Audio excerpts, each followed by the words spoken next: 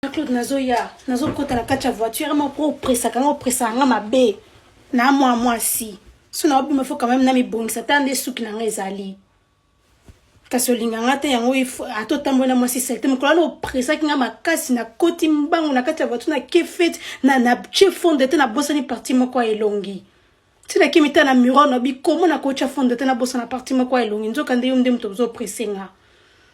Mais vrai, je suis toujours comme ça, comment? Beaucoup de sentir. Beaucoup de sentir. Si quoi, Ismaël, as-tu Pampers? Soit là, les airs m'aura soubaka.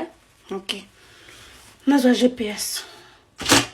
Nazo na fina wapi. Je crois que si le bon malemba adresse yozo pesa, ezo bimate na nini, nazo fina mate. Hey! Jean-Claude tika kokanga ba frère ya kanda tozana bana tika kokanga ba frère kanda na ebi wana frère kanda tokufa nazo fina GPS merveille zoa ça là papa bino GPS pardon na boy ça GPS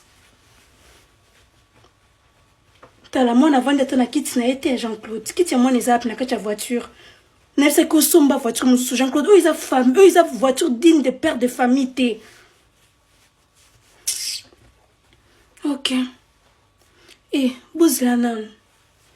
Naza téléphone nanga. Nazala ki na on appelle ça qu'on Ismaël au moyen appelle ça ko simba téléphone nanga na bongisa na bosa téléphone nda kutozonga et bongo na fait na question téléphone na kanga ba photo ndeni tozonga. Jordan pardon matali kolo lukela téléphone nanga yi.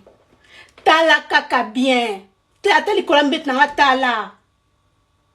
Sona matina moni ngo sa nini merveille mekana obenga nga. Eh, yango nazala ngo pardon. Jean-Claude, nazala plus que belé la mutu nanga ayi. Sona fuli motema nanga bota mutu nazala makambe belé. Bichilix. Bichilwa.